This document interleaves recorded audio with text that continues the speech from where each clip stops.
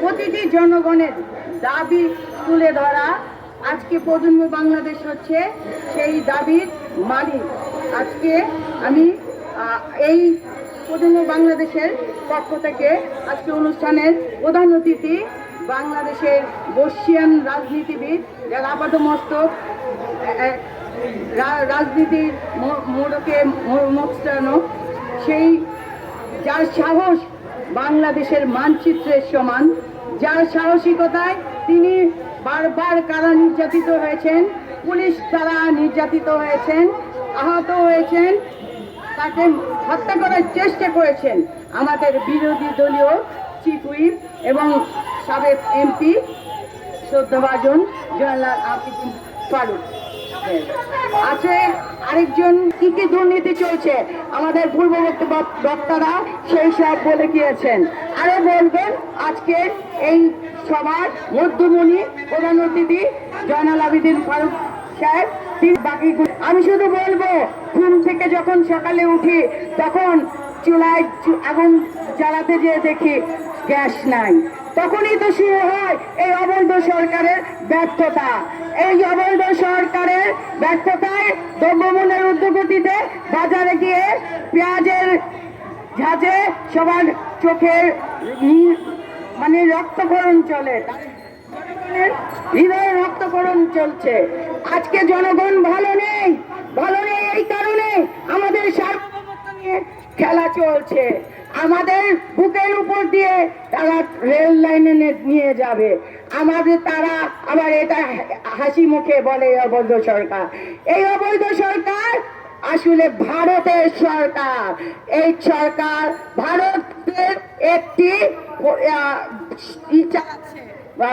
ভারতের অধিকার নিয়ে, ভারতের দাবি নিয়ে এই সরকার বাংলাদেশকে চালাচ্ছে।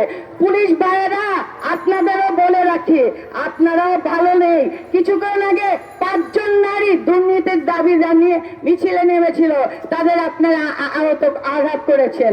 আপনারা কি এটা দেখছেন না? প্রথমে আজিজ, তারপরে বেনজির, এরপর আপনাদের ডিবি হারুনেরও পালা শুরু হয়ে গিয়েছে। ঘন্টা বাজবে সবারই।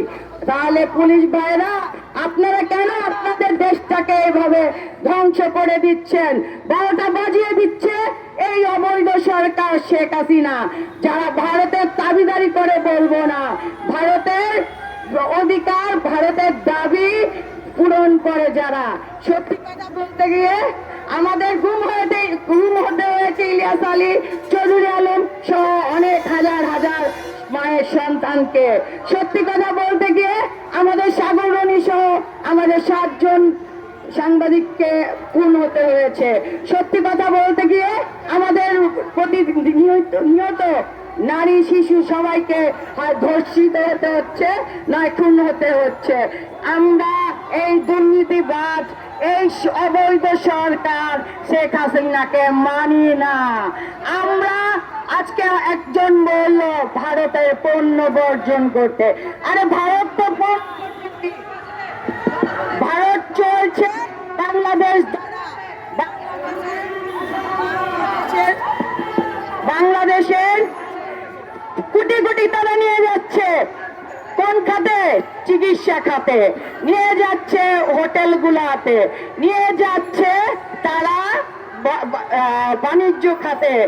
তাই ভারত কি দিচ্ছে? বিনিময়ে দিচ্ছে আমাদের ফেলানির মতো লাশ ঝুলিয়ে হত্যা, আমাদের সার্বভৌমত্ব ক্ষুণ্ণ করছে। আমরা গণতন্ত্রের মা দেশনেত্রী বেগম খালেদা জিয়া, যিনি এই দেশকে রক্ষা করেছিলেন, শহীদ রাষ্ট্রপতি জিয়াউর রহমান স্বাধীনতার ঘোষণা দিয়েছিলেন, তাই ইরাকে স্বাধীন হয়েছিল, একটি বাংলাদেশের সৃষ্টি হয়েছিল। আজকে সেই বাংলাদেশকে ধ্বংস করে দিচ্ছে পিশাচিনী শেখ হাসিনা, যে নাকি রক্ত চুষা এক পেতনি।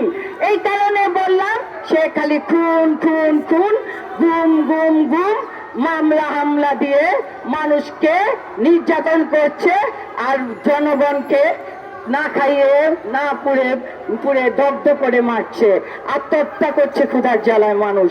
সবাইকে বলবো, এই যে রেল লাইনের চুক্তি অবিলম্বে যদি বাতিল না করা হয়, বাংলাদেশের এই প্রজন্ম বাংলাদেশ রুখে দাঁড়াবে, আর কারোর মনে হয় প্রয়োজন হবে না।